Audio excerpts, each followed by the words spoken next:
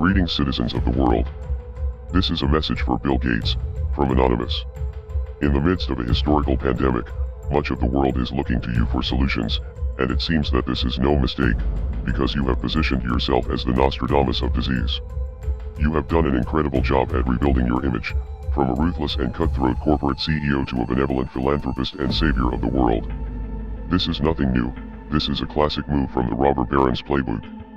At one time, the notorious industrialist John D. Rockefeller was one of the most hated people in the country, due to his poor treatment of workers, his monopolization of key industries, and his influence in politics. After a massacre of striking miners in 1914, which came to be known as the Ludlow Massacre, Rockefeller's reputation was at its worst, so he decided to hire a team of propagandists to restore his public image. Leading that team was public relations pioneer Ivy Lee. Lee was an early influence of Edward Bernays, who would later write the infamous book Propaganda, a textbook of mind control for tyrants and aristocrats. Bernays is the nephew of Sigmund Freud, and often called the father of propaganda, in which case Ivy Lee is the grandfather. Lee suggested that the families make high-profile donations to various charities and have photographs taken of them handing out money to the commoners to make the public think that they were good-hearted and generous people. Over time, the plan worked, and has been replicated by many other aristocrats who wanted to win favor in the court of public opinion. At the time of his death, Lee was being investigated by Congress for his work with the Nazis through the company IG Farben and a proxy firm called the German Die Trust. He was also a founding member of the Council on Foreign Relations. Now that the new and improved Bill Gates has dominated the headlines for years, many people have forgotten about the accusations of stealing ideas from others in your industry and then relentlessly using intellectual property laws against anyone who threatened your dominance. Your reputation was at its worst when Microsoft was caught up in an antitrust legal battle with the United States government, because you spent years developing a tech monopoly through your company. In 2001, Microsoft was forced to settle with the government and give up its monopoly of the industry, and the next year, you began shifting your time, and more importantly, your money, into the pharmaceutical industry.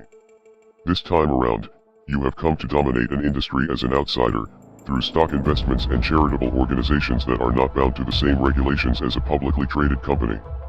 There is no doubt that advancing medicine is a noble cause, and it is true that investments in public health are important, but not everyone involved in the pharmaceutical industry actually has the best interests of the public in mind.